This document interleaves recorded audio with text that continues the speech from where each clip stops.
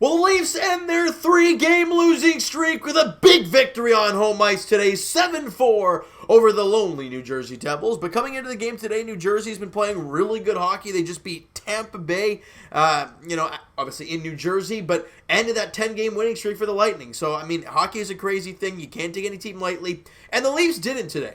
Now, in the third period, the Leafs did, kind of sit back quite a bit and allow them to score quite a few goals to get back in this one, but the Leafs did eventually put them away 7-4 final. Now, before we even get into the game itself, let's talk about things we heard prior to the game, all right? We heard Morgan Rielly has a fractured foot and is out 8 weeks. That's not fun. 2 months for Morgan Rielly is going to be on the shelf. That's not very pretty for Leaf fans to see. Plus, with Muzzin still on the shelf, I think Muzzin's going to be back fairly soon, but again, he's not here right now. So what does that mean? Well, someone's got to draw into the lineup that you don't usually have in there. Rasmus Sandin, a.k.a. the Sandman, and got called up from the Toronto Marlies there today. And Rasmus Sandin, coming off a really good World Juniors, I think got named the best defenseman in the tournament. Led the tournament in points, I think it was, or by a defenseman at least. Led the tournament in points by a defenseman. So really good job there by him at the World Juniors, doing a good job. Now, he gets the chance with the Leafs now to get an opportunity and see what he can do. And I thought he was spectacular. If you guys were like me and you kind of, you see a kid like that, obviously a first-round pick, he's still a young kid. So you want to see what he's got.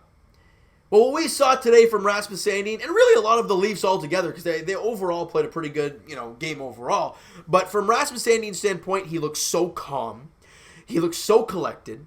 And anytime there's some sort of pressure-tight situation, he doesn't falter. He just makes the right play. I remember one play that I saw. It was a bouncing puck behind him, and there was a guy chasing him. What does he do? He shields a guy away from the puck, settles the puck down, gets it to his other defenseman, and they get it out of the zone. It's an incredible play. It's a small play, but you have another guy who's a little bit scared, like a Martin Marincin or something like that, playing with that puck.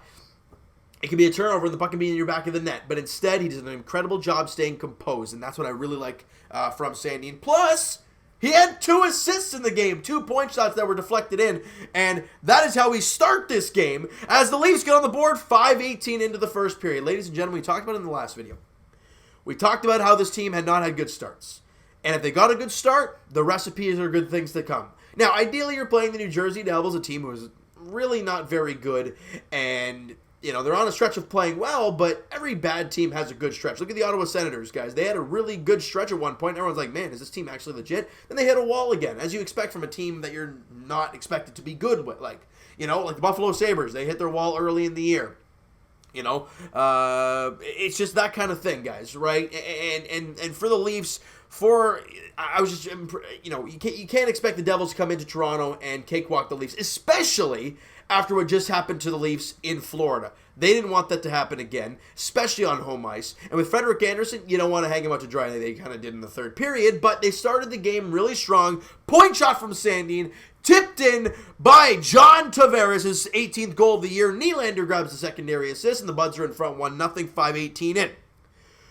Just under 4 minutes after that, Jason Spezza, look, I know people could say he's old and whatnot, he didn't get an assist on this goal, but if you watch that play and you watch that goal, holy smokes, Jason Spezza did a job. And I was insanely impressed by what I saw from Jason Spezza on this play, because the puck gets dumped down. They get the puck. Spezza goes in and bangs with the body, gets the loose puck, centers it to Gauthier, who eventually spins around, fires it, and beats Louis Domingue. That's the type of play you see from a Zach Hyman, that in the corner type of gritty type of play. He doesn't get an assist on it. Well, actually, he must not have passed the puck to him, but he got the turnover, leading to the Gauthier getting the puck, and it leads to the back of the net. An incredible play by Jason Spezza, and just like that, midway through the first period, the Leafs are up 2-0. You're feeling awesome. Then with 4 seconds left in the first period, a point shot from who? Rasmus Sandin on the power play. So it looks like Sheldon Keefe is kind of like, hey, kid, we know you're good offensively. We don't have Rielly right now. Go out there and see what you can do. And a point shot from Sandin, an incredible tip in front. You got to give credit to Zach Hyman for a ridiculous tip in front of the net. And it goes right down and beats Louis Domingue for Zach Hyman's 12th goal of the year. By the way, Gautier's goal was his 6th. And Sandin and Spezza grab assists on that goal. And the Leafs are up 3-0 after 1 period of play. Shots on goal, 16-7 in favor of the Leafs. Ladies and gentlemen, we talked about it in the last one. If this team started out the gate strong, they'd be fine. And what did they do? A 3-0 lead after the first period. It's exactly what you wanted to see, exactly what you needed. You go to the second and you can't give up an early goal. Well, they did, because Nylander with a really nice tip in front of the net, I do have to say, of a Pierre Engvall shot. It was a nice little, a lot of deflections today for the Leafs. The Tavares tip in, the Hyman tip in, and Nylander with the redirection past Louis Domingue. Engvall and Tavares grab assists. Nylander with his 20th goal on the year. I mean, he's on pace for 30, probably more than 30 this season. So what a great job by Willie, his 20th goal of the season. 2 points on the night so far for William Nylander. Great job there. Then Coleman scores his first goal of the game. Meanwhile, he had a hat trick in this one, but a great goal. I mean, at least two of the goals, at least that I saw, were incredibly nice. So he scores one to make it a 4-1 game. But then, less than 4 minutes after that, the Wizard Mitch Marner, decides I'm going to do some things and make my buddy look fantastic, and he did yet again. He gets a beautiful feed from John Tavares. He's down in the left corner, Tavares. And I don't know how he sees Marner at the right point, but he does, and he fires a bullet pass right to the tape of Marner. Everyone's so focusing on the corner. Marner can just walk right in. Everyone's inspecting a shot. Meanwhile, Austin Matthews circles behind the back of the net and stands right beside the net. Marner with the slap pass to Matthews, and what a deflection from Austin Matthews, but what a play by Marner, baiting everyone into the shot. He feeds it over to Matthews as he deflects it in for his 32nd goal of the year on the power play. Marner and Tavares grab assists, and the Leafs get that 1 goal back. It's now a 5-1 Leaf lead. Beautiful. And that's how the second period ends. Shots on goal, 10-6 in favor of the Devils, however. Leafs won the goal category 2-1. Shots on goal doesn't mean a damn thing. Sorry. It's what goes in the back of the net that matters. We saw that, in that last game against Florida. The Leafs won in shots. They almost doubled the Florida Panthers shots, yet they weren't even in the game from the get-go. So, shots on goal is totally a meaningless stat. The reason I talk about it is because people love the stat, so I'll just bring it up anyways. So we go to the third period. You got to play a sound game now. You got a 5-1 lead, close the game out strong. And Mitch Marner, yet again, baiting everyone into a shot as Zach Hyman wins the loose puck battle in the corner, as he does quite often. Gets the puck to Marner, and a beautiful pass cross ice to Matthews, who has one-timer into the wide-open cage. And he buries it for his 33rd goal of the season. The Leafs now have a 6-1 lead. Close the game strong. They do not. 8 minutes to go in the game. Coleman scores another really nice goal. I give it to him. The first 2 goals were very, very nice.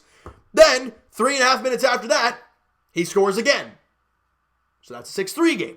Okay? Then the Leafs go down 2 guys. Then they pull their goalie. Okay, the Leafs are playing really sloppy now. Then Subban scores on the power play, 6th of the season. And just like that, they're right back in it. It's a 6-4 hockey game. Now, luckily, Matthews scores it into the empty net for his 34th goal of the season for number 34. His first career 3-goal hat trick. He's had 2 hat tricks in his career, the first game of his career, and tonight. So, it's crazy that he's only had 2 hat tricks. How many goals this guy scored for this team? But nonetheless, it's his hat trick today. Great job by Matthews. But in the end, the Leafs did not close this game right. The final 8 minutes of this hockey game was not pretty. The third period really wasn't pretty. Shots on goal were 12-12, yet the Leafs played their worst period in the third period. Shots on goal are a meaningless stat. Sorry. All right, but you know what? Other than that, it's a win. It's 2 points. Freddie was great. The team kind of blew it up for him at the end, which it sucks to see that because, Freddie played a really good hockey game. Wasn't tested a whole lot early on, but when he was tested, he was ready and making some big saves and look aggressive in the net, and that's when Frederik Andersen is at his best. And the Leafs didn't help him in the final 10 minutes, so that sucks for him. He allows 3 goals in a matter of 6 minutes, but in the end, you had that giant lead, so you were able to hang on to it, and you win 7-4. You get back into the win column. That is the key to all of it, you get back in the win column. And I don't care what it takes. I don't care what happens. But if you get in the win column, I don't care. I don't. And, let's go through the stats here real quick because there was a lot of 2-point games. Austin Matthews, obviously, with the hat trick, 3 goals in this one. He's got 34 goals, guys, in 47 games. That is insane. He's 2 behind David Pastrnak for the NHL lead. Tavares with a 3-point night. He now has 40 points in 40 games, so a great job by JT. Zach Hyman with a goal and an assist and a +2 for him. He's got point number 21 in 28 games for Zach Hyman and a +13. He has been incredible since coming back. He's been awesome. Nylander has been incredible all season long. No one can say otherwise. 41 points in 47 games for Willie Nylander in a 20-goal season so far, so a really good job by him. Gauthier with the goal. The Sandman, Rasmus Sandin with 2 assists and a +2. Mitch Marner with 2 assists and a +2. Engvall and Spezza grab alone assists in this one. And the Leafs come away with the victory. That's what matters in the long run. Now, our focus now turns to the next game. Because, yeah, you won this one. That's great. You got 2 points. On to the next one. Obviously with no Riley. Obviously with no Jake Muzzin, at least for now. This team's got to find ways to play defensively. Freddie Anderson has to be good. And the Leafs cannot have defensive breakdowns, especially in the third period, if you're in a tight hockey game. You just can't do that and start on time like they did today. Yeah, you're playing New Jersey. Well, you're not going to be playing those guys every single night because your next game is against Calgary at home. The Leafs at home lately have been extremely good. I think they're like 5-1-2 in their last 8 games at home, which is a really good stat. But you got a really good hockey club in the Calgary Flames coming to town. They're 6-4 in the last 10, so they're kind of in and around that 500 mark over the last 10 games. But they're 25-18. They're a playoff team. They're a good hockey club. So you're not playing New Jersey now. So again, we're going to look at the first period, and we're going to see what happens again. If the Leafs come out flying in that first period, get the lead, have a lead after one, or at least tied after one period, it's a success, and you move on from there. That's the way it is. We want to start building now. You lost 3 straight. You got 1 point out of that, though. You had 1 point in the 3 games, really, which is not very good. But you got back in the win column against Jersey. You didn't extend that losing streak anymore. And now you want to build a new one. You want to get right on the roll. You're at home right now. You played back-to-back home games. You have how many more home games in a row? My goodness, at least a couple.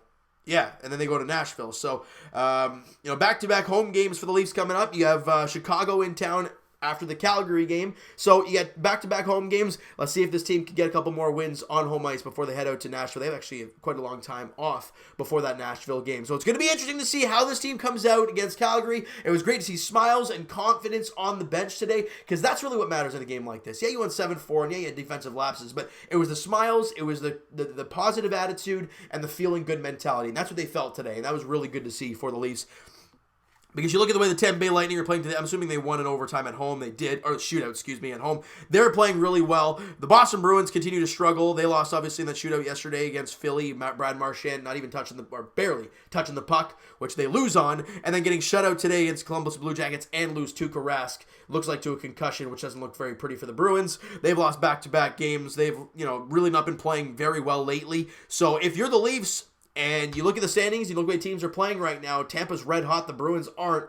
You think Tampa might pass Boston, and you know what that means. Boston and Toronto, or at least standings-wise, would be set to face off again in the first round, at least as of right now. So the Leafs just got to do what they can day by day. If they can go out there, in the next one and get a W, that's all that matters. All we can do is focus on one thing at a time, right? And the next game is against Calgary, all right? I think it's on Thursday, 7 o'clock puck drop. Dave Riddick and Freddie Anderson are the expected goaltenders in that game on Thursday night. All right, so guys, that is going to do it for this one. If you guys enjoyed the video and enjoyed the game there this evening at Scotiabank Arena, smack the like button. Do appreciate that. Hit the subscribe button if you guys have not already. Comment down below your thoughts on the game, your thoughts on the video. Who is your MVP in this game for the Leafs? Would you give it to Austin Matthews? Would you give it to Mitch Marner? Would you give it to Rasmus Sandin for his really good game as a Toronto Maple Leaf? He said, 4 points in 7 games in the NHL so far, so a really good start to his young career. I love what I see from the young fella. He looks like a seasoned veteran out there. I want to hear your guys' thoughts about him down in the comments below. All right, Twitter is down below for myself. Follow up, send me a DM, do all that great stuff, guys. Also, the Patreon link is down below if you guys are willing and interested to sign up, of course. The link is down below for that. I really want to be more active on that, but that's up to you guys to decide if that happens. All right, and I will talk to you guys Raptors edition tomorrow night as they're in Oklahoma City taking on the Thunder. Good news, Raptor fans. It looks like Marc Gasol will be returning to game action there tomorrow, so that is going to be a huge, big lift for this team there tomorrow. 8 p.m. tip-off in OKC, and this is going to be a real test now. Obviously, we could saw, he's been out a little while, so we're not sure what we're going to get from him tomorrow. But with Siakam and Powell, now with a game under their belt, you're facing a really good Oklahoma City team who is feeling fantastic lately. They're 8-2 in their last 10. They're 6 games over. They won their last game against Minnesota. Shea Gilgeous, the Toronto boy, 20-20-10, a big night for him on that day. So you're playing a really good team on their home court. They're feeling great. You're slowly getting healthy, so it's going to be a really interesting game tomorrow, 8 p.m. tip-off in OKC. As for our Leafs, as we've talked about, their next contest is on Thursday as they welcome in the Calgary Flames, Monahan, Gaudreau, and the rest of the Flames. 7 o'clock puck drop there at Scotiabank Arena. Dave Riddick, Frederik Andersen are the expected goaltenders in that game. Thank you so much for listening and watching. Hope you guys enjoy the video. Talk to you guys then.